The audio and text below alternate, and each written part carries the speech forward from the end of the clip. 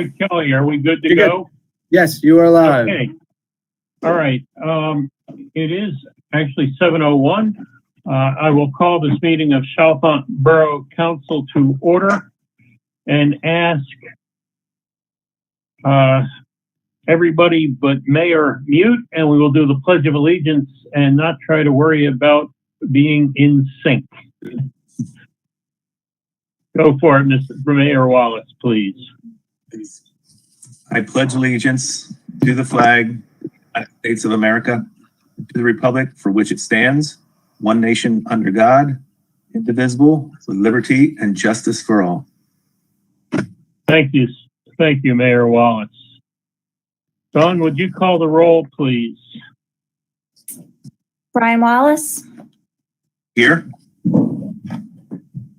Tracy Bowen, Jeff Coddington, Present. John Engel, Here. Mark Glidden, Present. Marilyn Jacobson, Here. Michael Kelly, Here.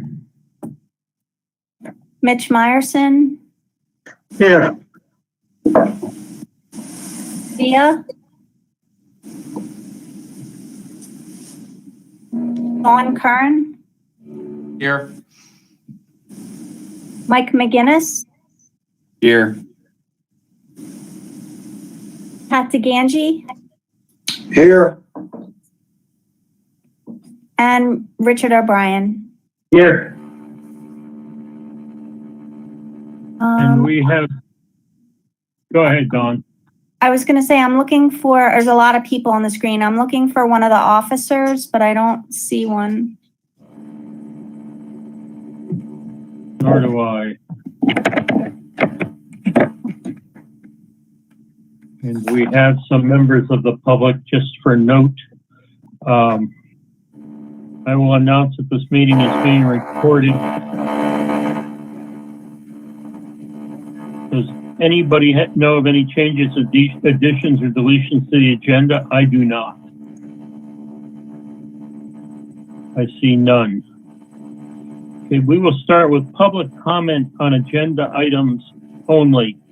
Is there any public comment on agenda items? Do we receive any emails or messages, Sean and Dawn? No. Okay. Do any of the members of the public joining us have anything on agenda items? I see none. And if at any time I miss somebody, it's a little bit hard because the screen jumps around. Somebody let me know that I've made a mistake, please. We will move to the consent agenda. Would anybody care to make a motion to dispense with the reading of the minutes from the March 8th, 2021 council meeting with disbursements from the general fund of $172,479.06 for the month of March? The financial report will then be filed for audit. So moved. Second. I'm sorry, who seconded? Mark Ms. Litt. Myerson. Thank Oh, you. I'm sorry, Mark Glidden. Yes. Mark Glidden. Any questions, comments, or discussion? I see none, therefore a vote is in order. All those in favor say aye. Aye. Aye. And anyone opposed? That motion will carry 6-0.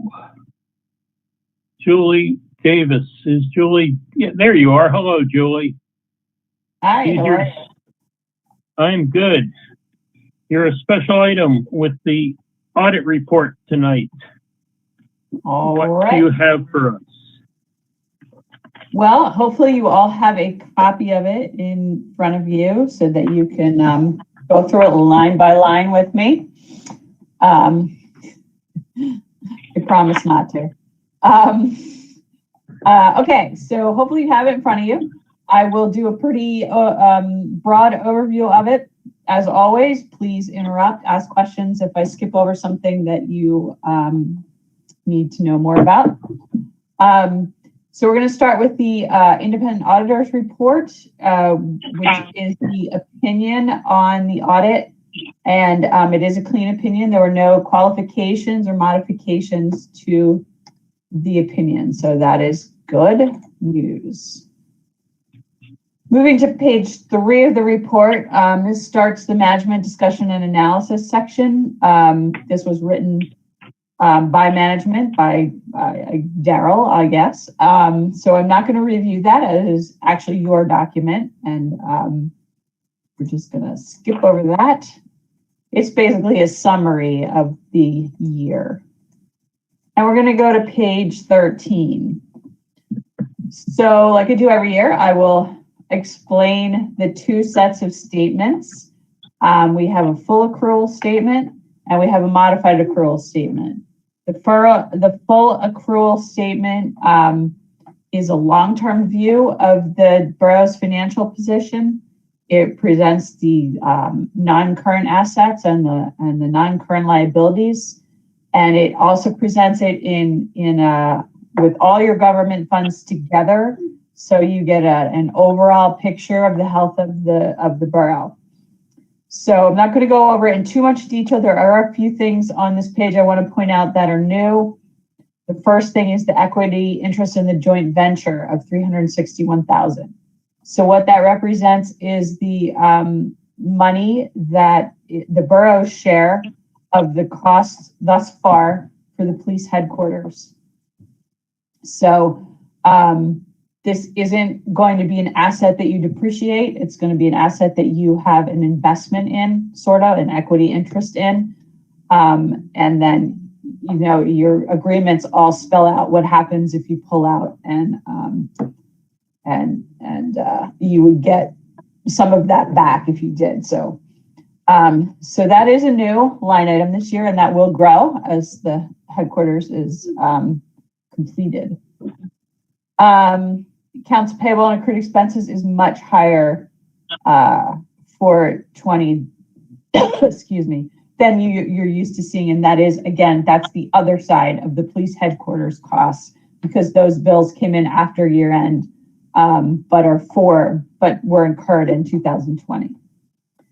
So that's all I was going to say about that. I will also just point out your total net position is 12.6 million at the end of the year versus 12.5 the year before. So it was a very consistent year. Excuse me, Julie.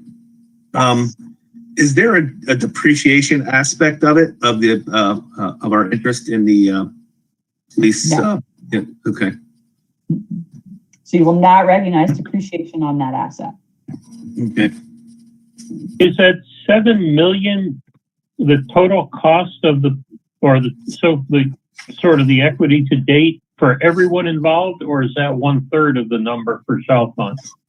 The net capital the equity interest in joint venture of 361,000 is what you have into, as of the December 30th, the cost, your share of the cost accumulated.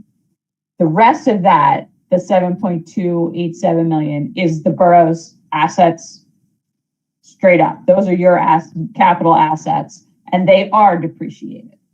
So, and we'll see some detail on that when we get back in the notes. Okay, thank you. Okay.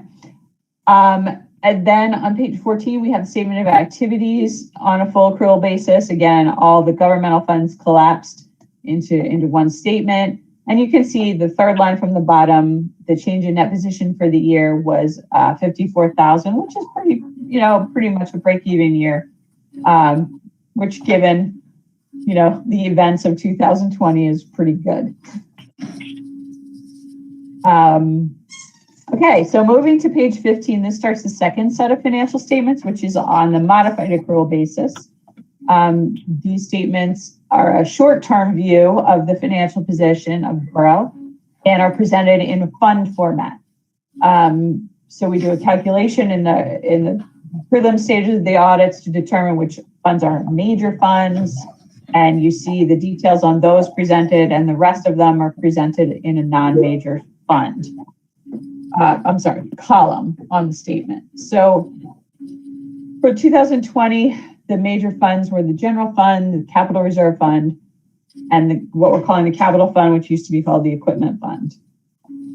And then page 16, you can see the non-major funds there. If you wanted the details on the non-major funds, they're at the back of the statement. We have a combining statement to, so you have all the details if you wanted to go see what happened there. Okay, so page 17 is a reconciliation statement between the two sets of statements. So on the previous page, on a fund basis, you had 6.6 million in net position, adding your capital assets of 7.2 million, your equity interest, subtracting your debt. That's how you get from the 6.6 million to the 12.6 that we talked about on the first page. Okay, so page 18, I'm gonna spend a little bit more time on this page. These are your statement of revenue and expenditures on fund basis. You can see the total revenues in the general fund were 2.3 million. In 2019, there were 3.5 million, but the reason for that was the grant money that came in 2019, which was actually, I think the work was actually done in 18 and the money didn't come in until 19. So kind of misleading there.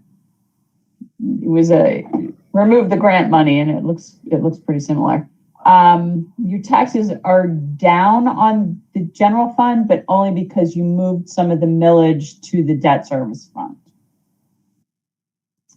Total expenditures for 20 were 2.2 million versus 3 million in 19. The reason for that being because you got the RACP money, you paid down one of the loans, $600,000. So, you had those one-time items in 19. Change in fund balance in the general fund was 63,000 for 2020. The capital fund is where most of your capital items are coming out of. You can see the 382,000 under capital expenditures. Most of that is the police headquarters. And this fund is where you're accumulating the funds, the revenue and the expenses for your capital additions. Any questions on those statements? So going to page 20, again, we have another reconciling statement. This explains how we got from a negative 342,000 in change in fund balance to that positive 54 that we were talking about on the first set of statements. And the two largest items is the debt principal that was paid and the capital additions are, reduce or add to your bottom line. So, okay. Page 21 and 22 are the pension and custodial funds. Custodial fund is a new term for the agent or the escrow funds. The new presentation was last year. I'm not sure I did a presentation last year because of COVID. So if you look at page 22, those are now presented on a statement of changes, and that's basically your developers' funds that are deposited with you to pay your legal and engineering fees. And another change to this presentation was because you collect taxes for the county, those are custodial funds. And so this looks funny, but for the first time we had, actually the second time, because we did this last year, we have to show that you collected $1.3 million in property taxes for the county and then remitted it to the county. So you were a custodian of those funds for a brief amount of time. Okay, any questions on those? Okay. Page 23 starts the notes of the financial statements. The first 8 pages or so are the summary of significant accounting policies. Basically lays out everything I just said about the 2 different sets of statements and how things are accounted for in each one. And there is mention of your joint venture with the regional police and the sewer authority, I believe. Yeah. So I'm just going to skip to page 31 because all of that is basically the same as last year and the year before. The notes, rest of the notes start on page 31, where we start with cash and investments. I'm not going to go through this in detail either. This gives you a ton of detail on the cash and particularly the investments that you hold, and gives you breakouts by types of investments, interest rate risks, custodial credit risks, anything you want to know. That is in this note, which goes for several pages to page 36. The bottom of page 36, we have note 3, property taxes. Only thing of note here is again that shift in millage from the general fund to the debt service fund. Page 37. Here is a nice detailed breakout of the capital assets and by type. You can see the depreciation by each type, and then the bottom line of the 7.287. So you can see that these are the assets that the borough owns. They're being depreciated, and then below that we have the note on the equity interest there. So 2 different things. Okay. Page 38 starts the notes on the long-term debt. You got a table there that shows you the activity during the year. And then the rest of the note just lays out the terms and the maturities, rates, etc., on the debt that's outstanding. So I'm going to skip through that and go to page 42. On page 42, we have a breakout of the fund balance classification of the different types of fund balance you have and the purposes that it's committed or restricted for. That's that exciting. And then on page 43, we start the pension plan note. Lots of detail about that, more to talk about the investments. And then on page 45 with the note on the interest rate swaps on your notes. So there is a fair market value for those. Currently, well, not currently, at the end of 2020, they were in the favor of the bank. So if you were to pay that off, you would owe them $83,000, but it's unlikely to happen. On page 46, note 16, a lot of the other notes are just standard disclosures. Note 16, the recent accounting pronouncements issued, not yet effective. This is the dreaded lease standard, which is going to put every lease everybody has on the balance sheets. This was delayed due to COVID, so some good things did happen from COVID. And we're hoping it's permanently delayed, but there's rumors about it, but it hasn't happened yet. So that would be effective for year end 22. Okay. Page 47 is the budget to actual statement on the general fund. All I'm going to say about that is that your revenues came in better than predicted, your expenses came in lower than predicted, and so you had a positive bottom line on your budget. And then the rest of the statement is pretty much the combining statements for the non-major funds. Anybody has any questions? I went through that fast. Julie, I have a question, and it might be better addressed to council itself, but EITC, is that the actual realized EITC during 2020? The earned income tax? Yes. That is, there is a receivable booked on that. So I don't have, let me see here. And if I'm asking you an unfair question, feel free to kick it back to me.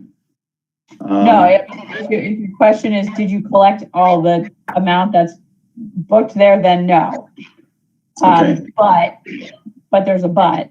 On the modified accrual statements, the ones by fund, you only reflect what you received in the next 60 days after year end. So in theory, on the modified accrual statements, you have collected all of that.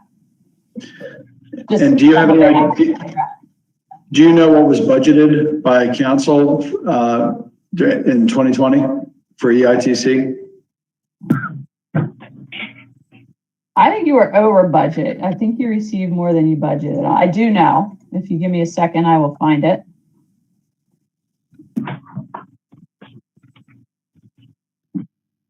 Let's see.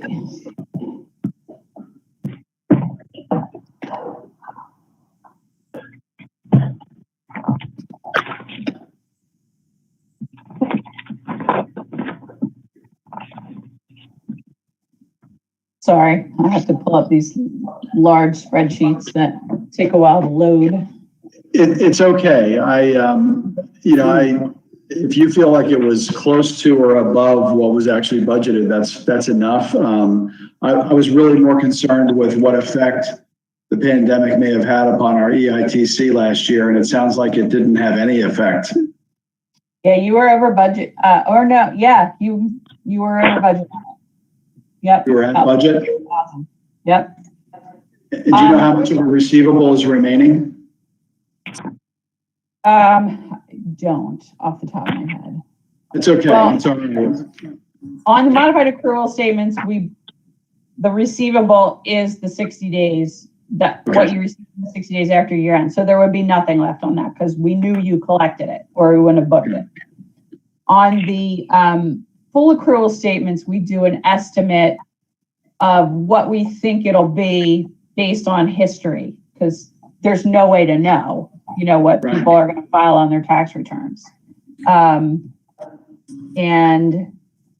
give me 1 second, I can tell you that.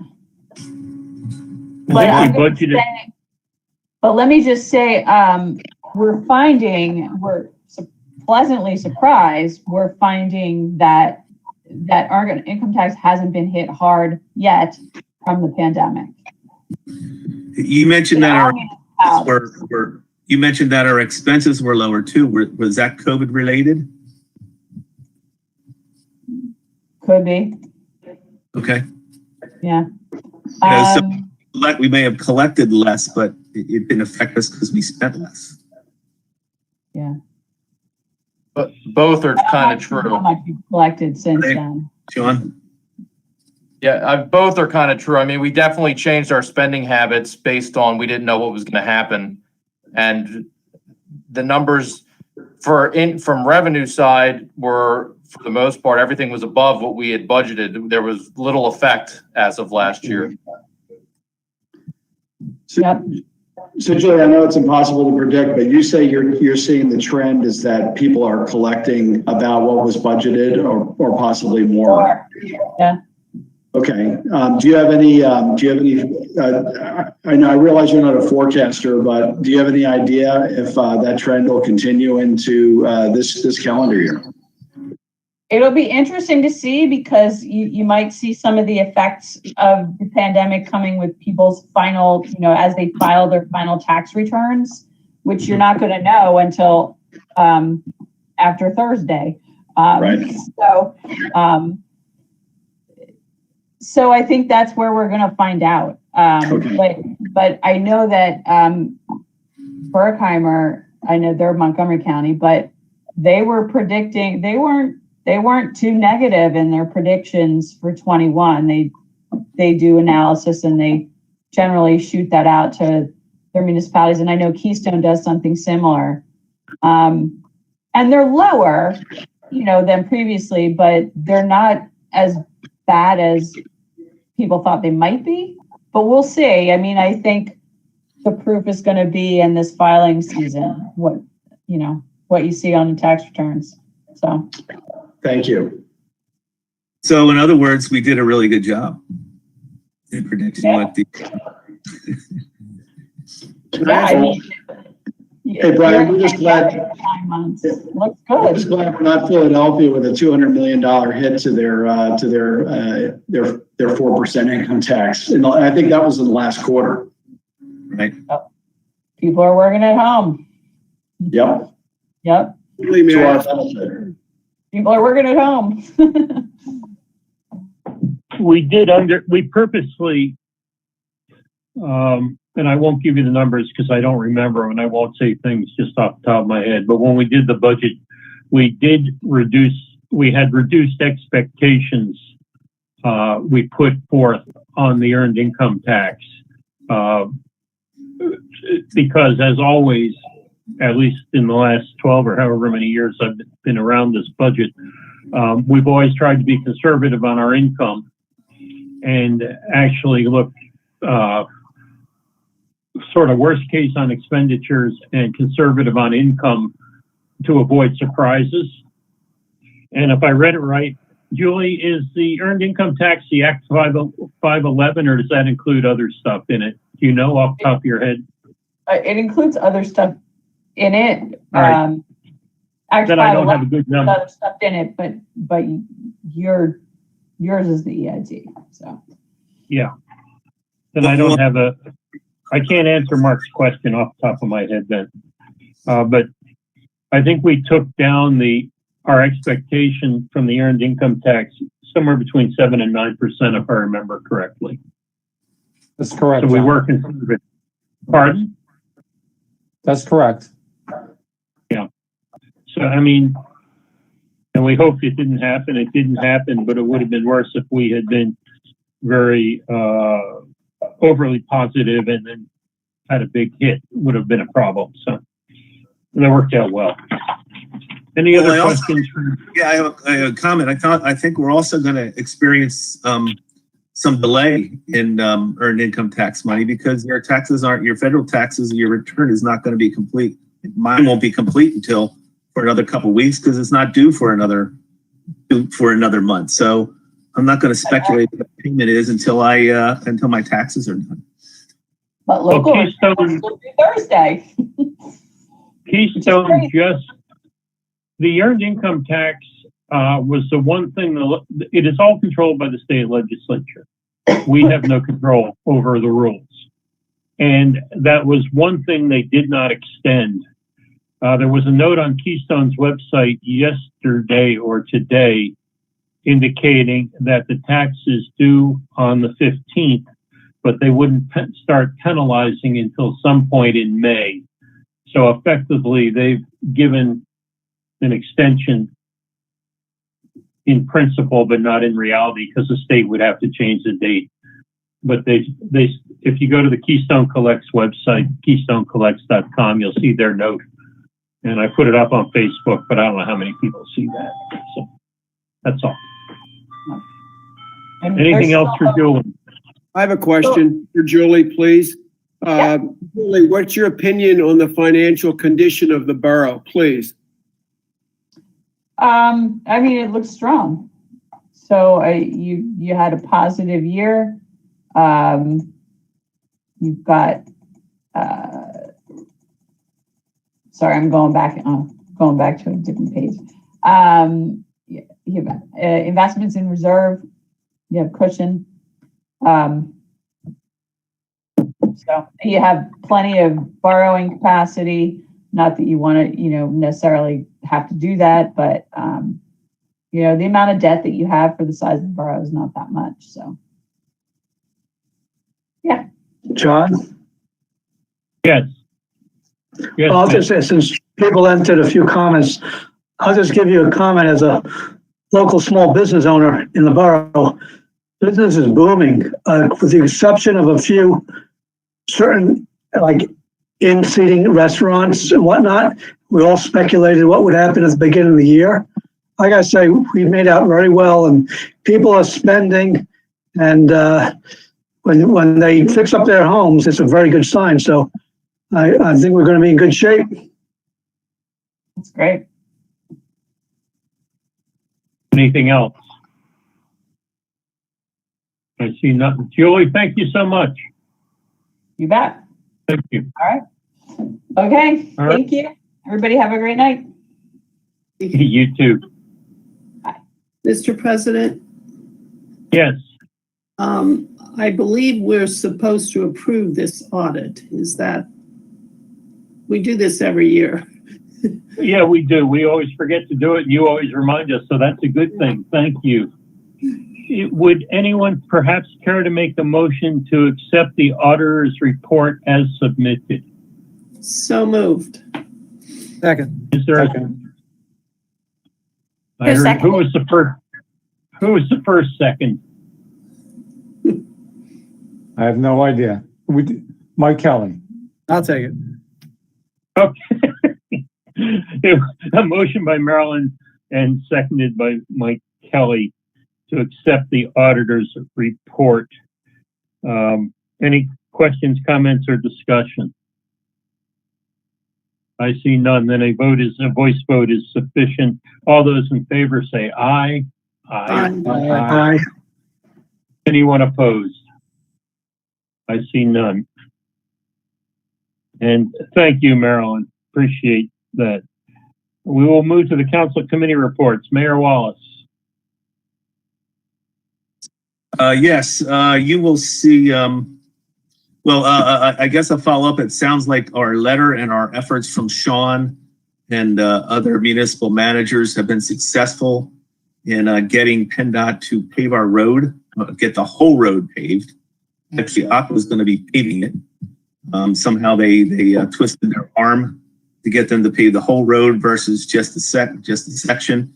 I do want to make sure that everybody saw on that letter that they are not paving. They're not paving a section, if you'll see, from where the work ends at the creek side, across the bridge, and all the way over to where the park starts. And then again, you will also see that there's that section where the bridge is, all the way over to, I guess, almost Oak Avenue there. So those won't be paved as well.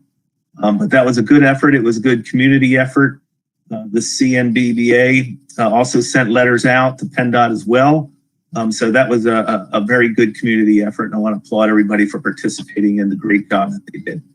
Because we could have been sitting on this for another 4 or 5 months.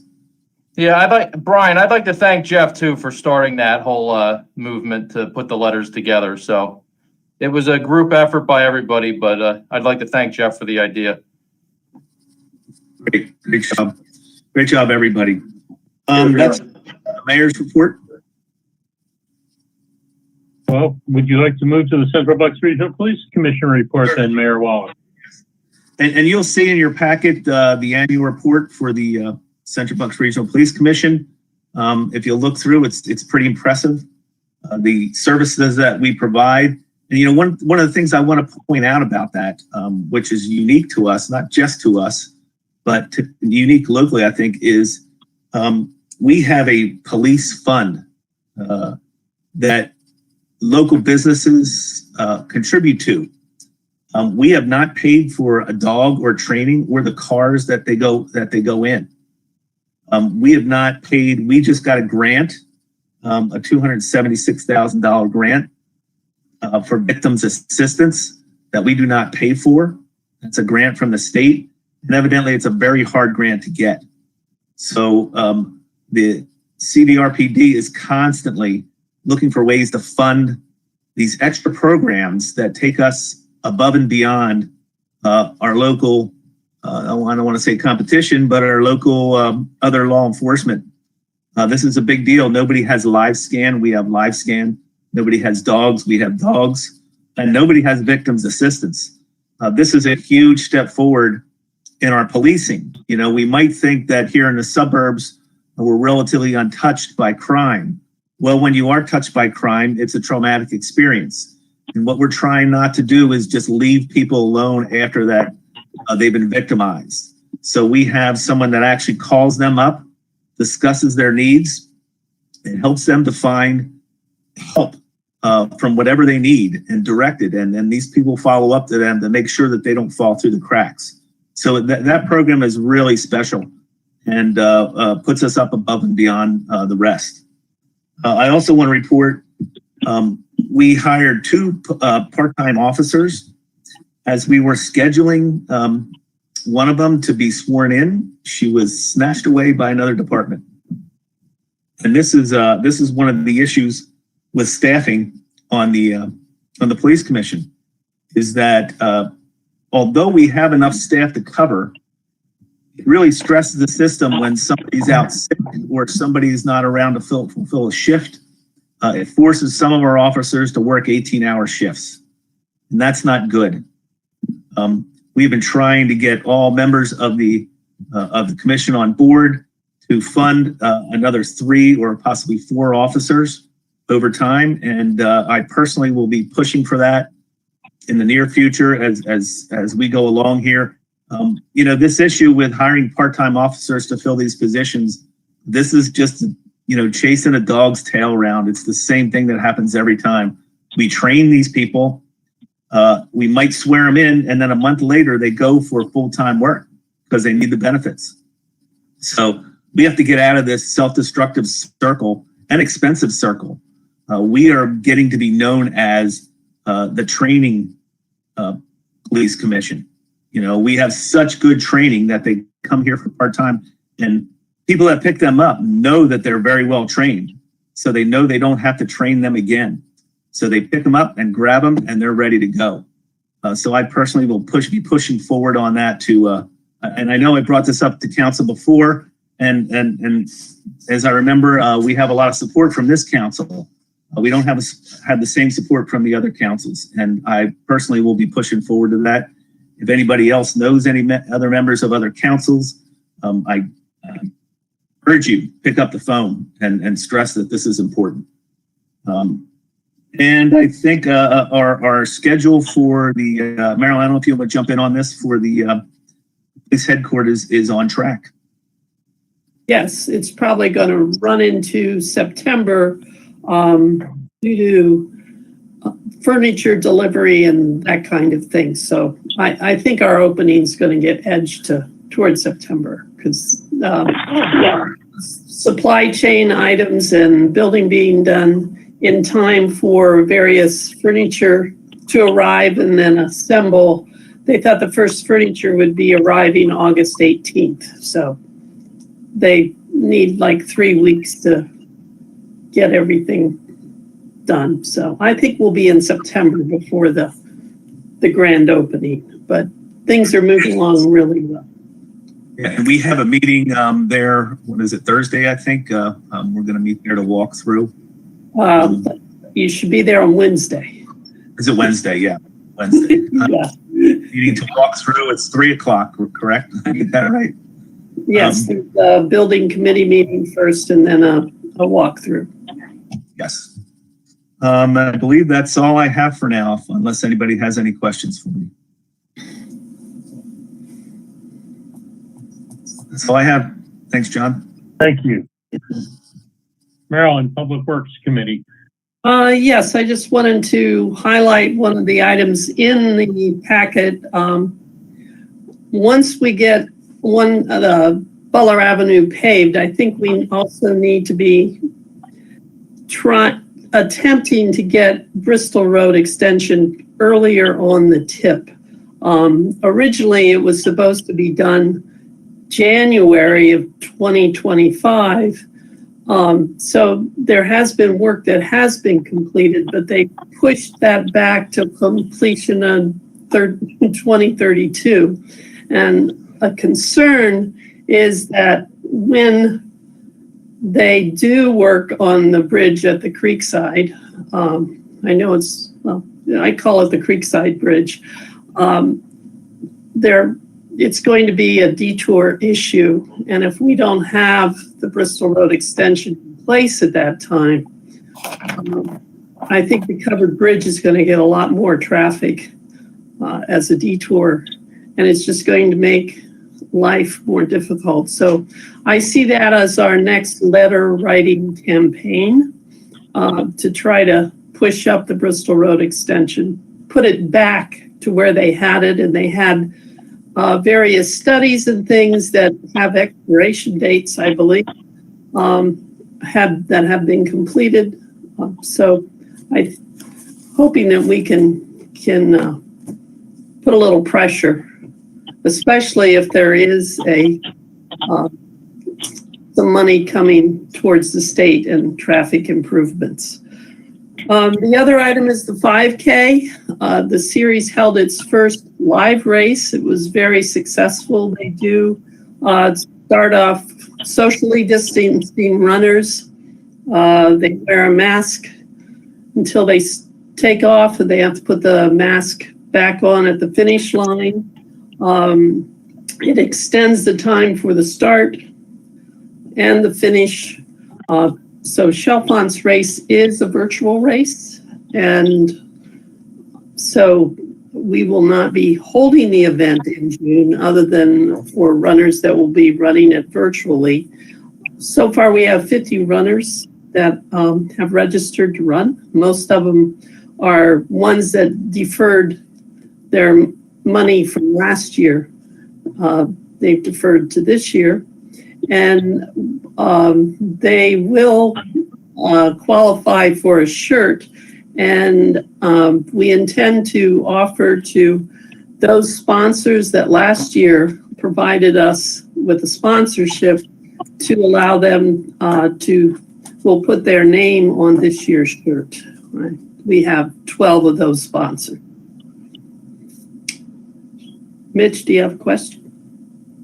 Yeah, Council President John, in regards to Marilyn's comments, just put it on record that I am totally opposed to the Bristol Road extension. I don't see it being helpful to the borough. I think it's going to be detrimental. So I'm just putting that on record in regards to her request for letter writing. Thank you.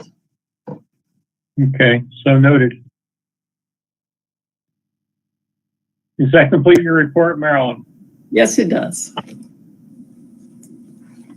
Facilities Committee, Mr. Coddington, anything to report? There's nothing, Mr. President, there's nothing to report this month. I do want to get a meeting together with Mitch and Sean both to discuss what is necessary to bring Borough Hall up to any kind of standard for meetings to start in the near future in person. And then have council discussions afterwards. But we will be scheduling a meeting this month to discuss what, if anything, we need to do in Borough Hall to get everybody back down there for council meetings. Yes, Mitch. And Jeff? So, yes, exactly. That's terrific. I look forward to hearing from you for a meeting. And I think we ought to include, because of the pandemic, even though we're all, well, many of us are now vaccinated and whatnot, but to include the public, we get back on track with the idea of webcasting these meetings so the public, so we don't, say we have a large meeting, important meeting, a lot of people want to come, but they're afraid of COVID still for the coming time. We webcasted, that'll be really important. So I look forward to your meeting. That'll be part of the agenda. Obviously, we have to get there first. Does that complete your report? I think it does. You went on mute. Yes, it does. Okay, thank you. I didn't want to cut you off. Utilities report, Mr. Myerson. Nothing for the report this month in utilities. Thank you. Okay, the Finance Committee did not meet in the recent month. And I see Gia has joined us. You certainly picked a great year to be a junior borough councilor, Gia. If you have anything to tell us or report. No, I'm just excited for the 5K run. Okay, thank you. And thank you for sticking through this. I'm so tired of saying it's been a unique year, but there it is. It's been a unique year. Let's hope it's unique. With that, we'll move to the manager report. Mr. Curran. Yeah, I would just like to thank Dawn for her work on the newsletter. I think she went above and beyond in creating her own content. I'm sure everyone's seen it. She did a great job, and she did 99% of it. So thank you. I second Yes, that indeed. wholeheartedly. I get nothing but compliments on the letter this month for this quarter. And I want you to know that I have it in front of me because I was definitely going to bring that up. Thank you, Dawn. You're welcome.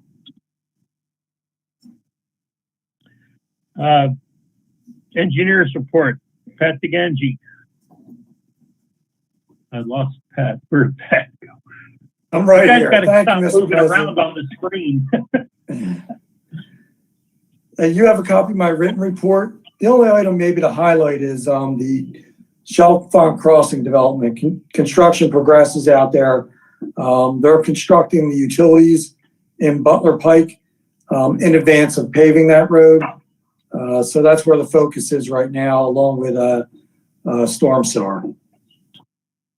If anyone has any questions on my report, I'd be glad to try and answer.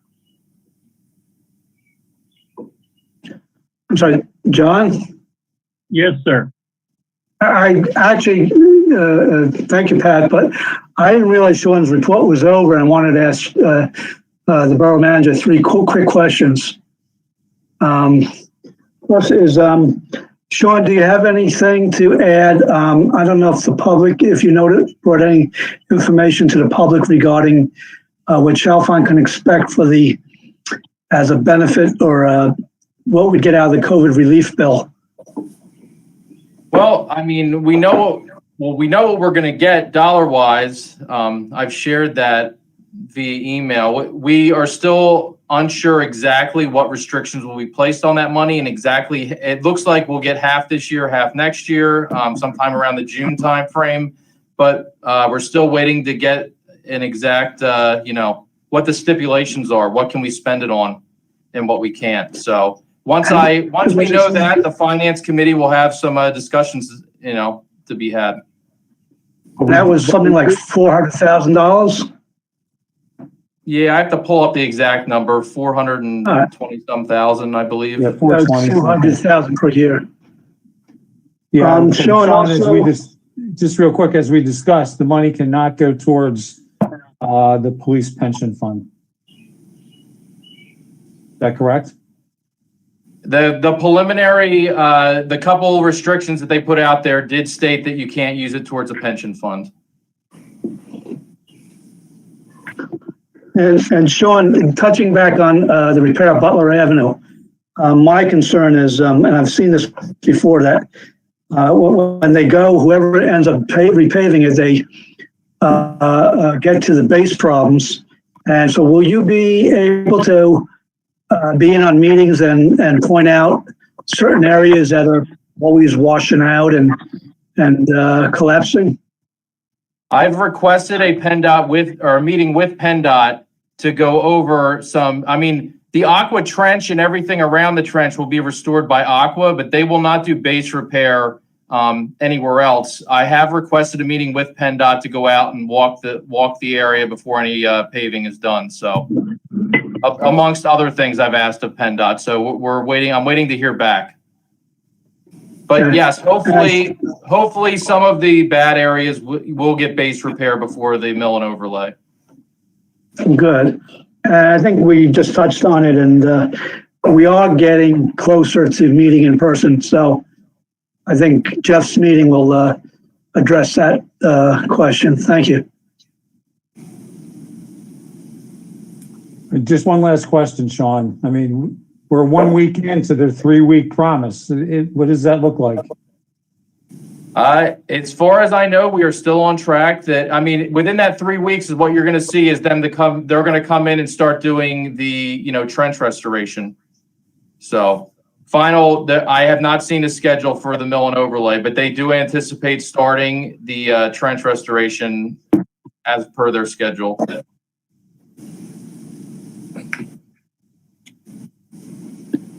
Okay, moving on. Mike McGinnis, anything for the solicitor's report? No, my report is in the packet. Thank you. Thank you, sir. We do have the police report in the packet, and I do not see anyone from the police. And the public works report is also in the packet.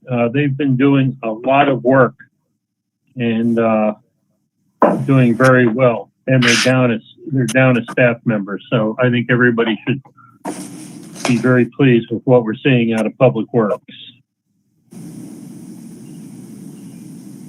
The monthly reports for the Chalfont EMS, the Chalfont Fire Company, February and March reports are also in the packet, which takes us to action items. The first concerns a waiver of land development for 31 Oak Avenue. I'm not going to read the parcel number. You can do that if anyone cares to make a motion. Would it be appropriate to ask, Rich, do you want to, in particular, add anything to this? Yes, we do not have a specific request from 31 Oak Avenue to date. However, there was approximately 4,000 to 5,000 square feet of office space that was renovated on the first floor. In speaking with the applicant, they cannot find a single user for all that space. So they're going to want to break that up over time, probably the next year or so, into specific offices. If we make them come back every time, he's going to be back 5 or 6 times before you just for that subdivision of space for purposes of leasing requirement in the MPC.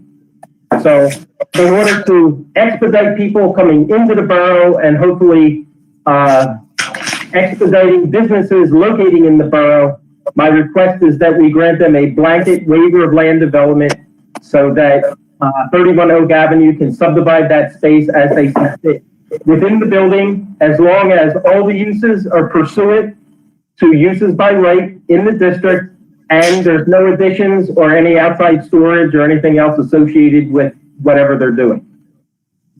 Rich, is it fair to say that they still have to meet all the zoning and building code laws relative to separate space? Is that correct?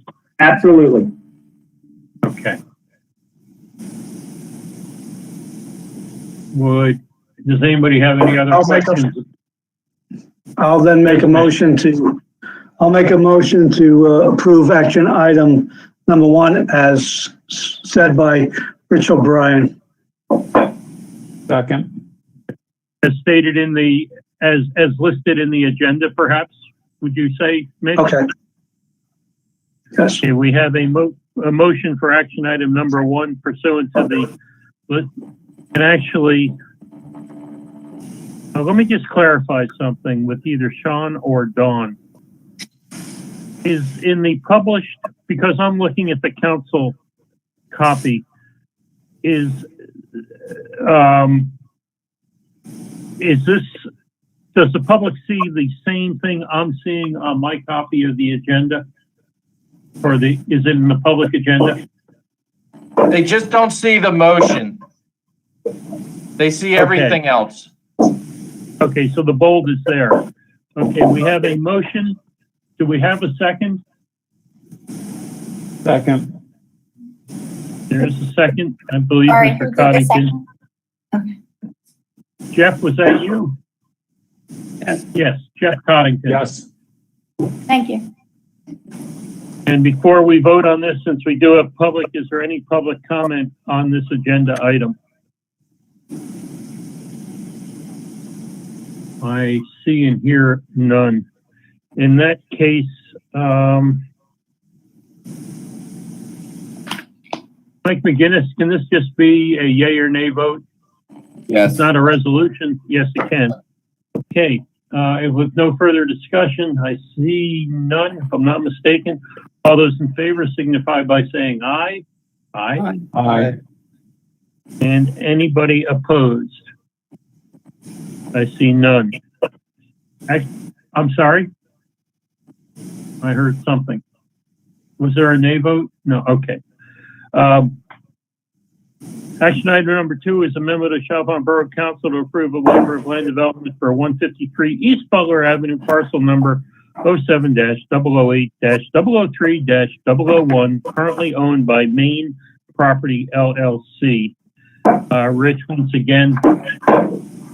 Yes, this is for a shed to be placed on a commercial property. It is the Silhouette Hair Salon on Butler Avenue, if you're familiar with it. Both the building area and impervious area will both be under the maximum requirement pursuant to the district in the zoning ordinance. After the shed is built, and the property is not within the historic district. So it is just a waiver of land development to place a shed on a commercial property for lawn maintenance equipment. Anybody have any questions for Mr. O'Brien? I see none. Would anyone care to make a motion pursuant to the statement for action item number 2 in the agenda? So moved.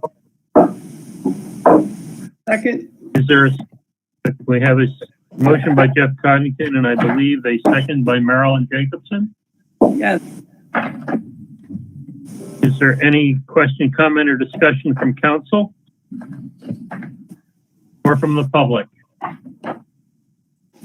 I am seeing none, therefore a voice vote.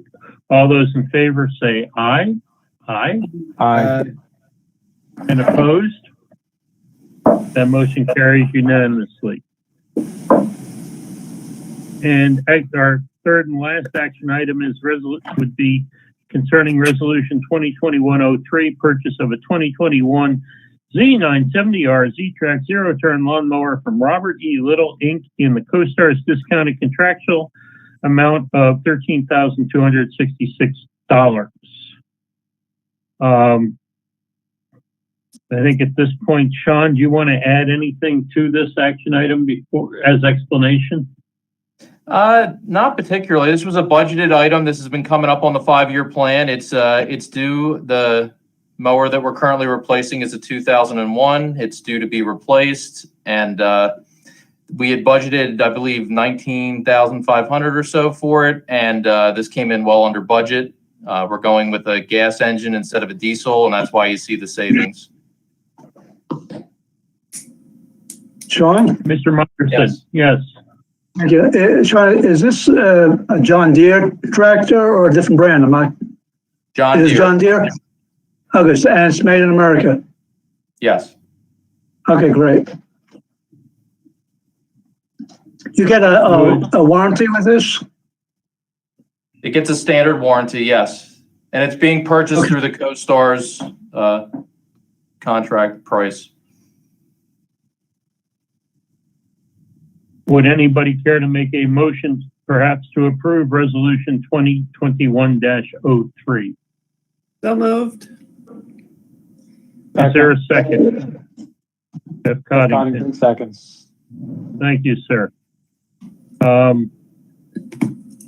As this is a resolution, well, it will be a roll call vote, but before that, is there any questions, comments, or discussion from council?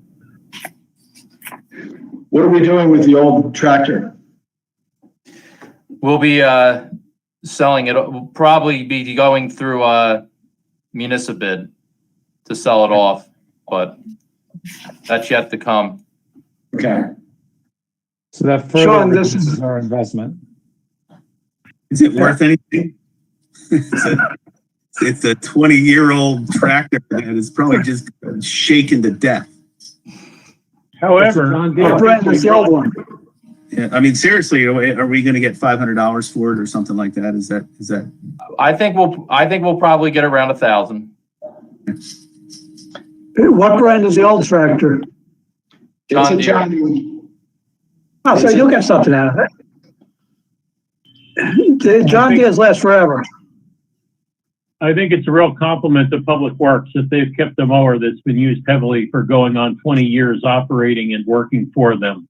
I mean, that is not a small feat, even for a good piece of equipment. That's a long life. Okay, we have a motion and a second. Was there any comment from the public? Nothing else from council? Don, I think it's easier if you call the roll and we answer. Okay. Tracy Bowen is absent. Jeff Coddington, Yes. John Engel, Yes. Mark Glidden, Yes.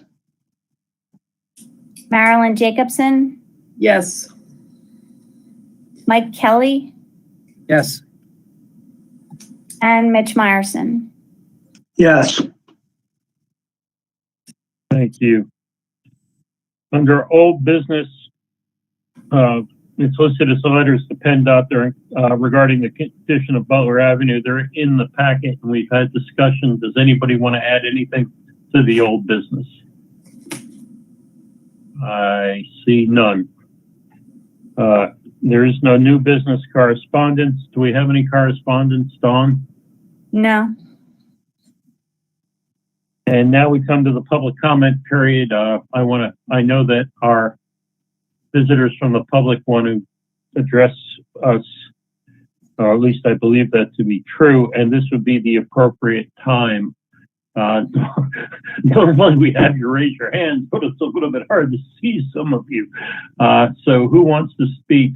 Is there anyone who cares to make public comment to council at this time? Yes, I would like to, if it's okay. Thank you for allowing me to be a representative in this meeting. I'm representing the Chalfont View community. And I have my property manager, Nick, is here. Ashish, Bill, and John are also part of our community. Nick is actually our property manager. And I'd like to start by saying, yes. Let me interrupt you 1 minute. As a matter of formality, were you in Borough Hall, we'd ask you to say your name, which is right in front of us, so I'm not trying to be redundant, but also give your address if you would. I apologize. I'm a 31-year resident in the borough. I currently live at 30 Ruthie's Way. My name is Jake Pupo, and I'm here to kind of just ask the board to hear us out as a community and tell you or say to you that this community has replaced the blight of the greenhouses that were here for years, and everybody knows what they look like. Our streets and sidewalks, along with our common area, are used by many neighboring communities. Lots of people walk through here daily, and we pay very high taxes, as I know you know. We're asking you tonight just to maybe table this or consider it. We'd like the borough to take over our streets for snow removal. We don't expect an answer today, but as tax-paying residents of Chalfont Borough, we'd like to you to consider this as something in the future, or give us some alternative options. We don't think the money that we're paying in taxes, we're getting anything back that we should without the roads being dedicated to the borough. I don't know if Nick might have something to add to this.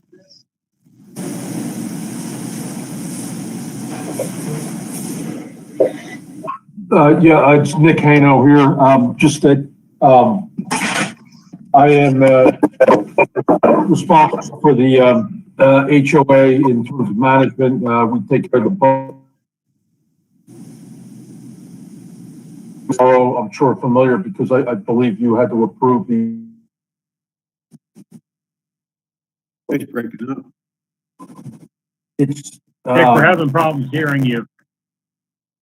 Okay. Well, I'll turn my picture on too. Hold on, so I got to get my glasses on. Go ahead. Just as Jake indicated, just that one of the largest budgeted items right now is snow.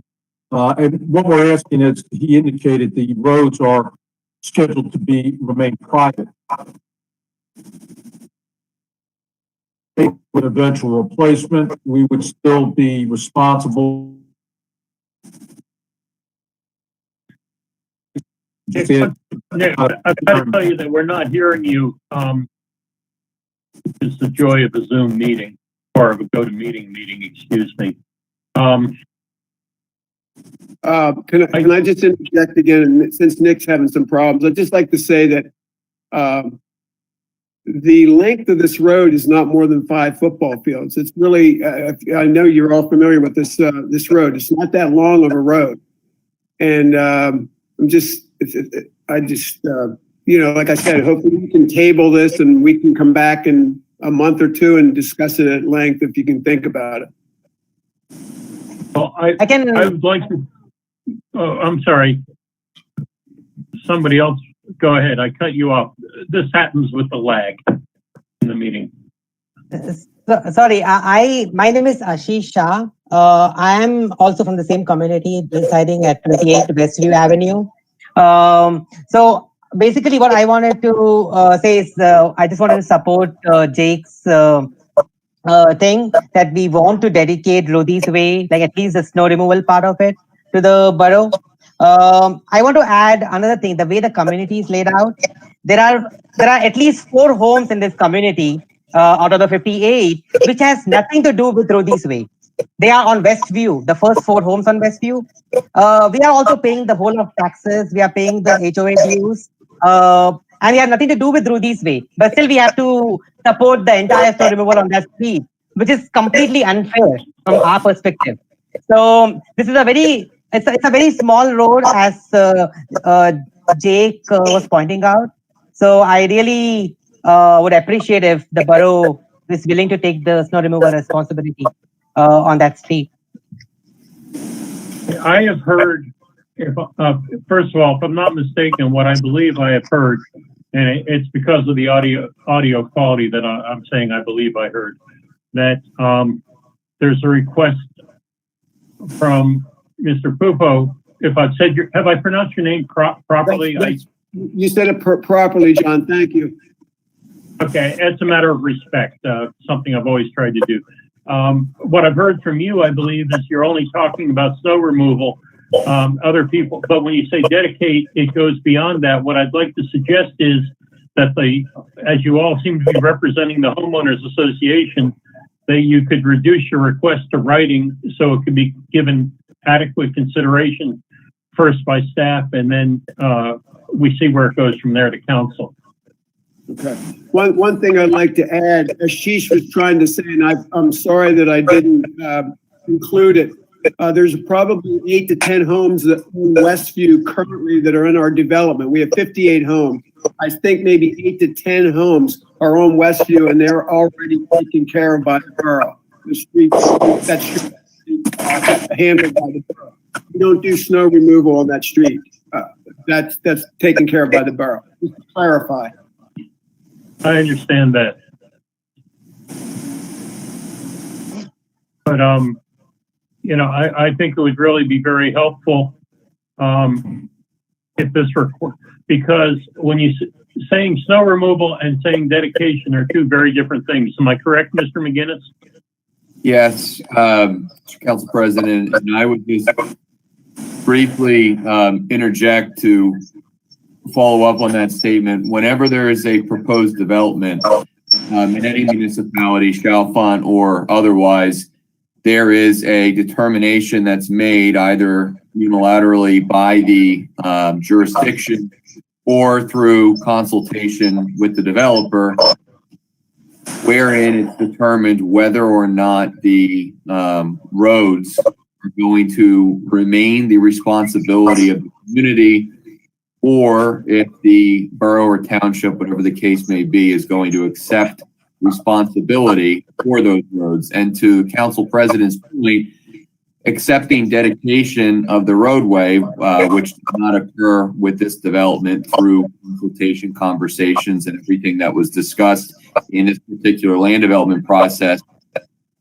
requires the borough to be responsible for more things than just snow removal, including maintenance, repair, replacement, etc.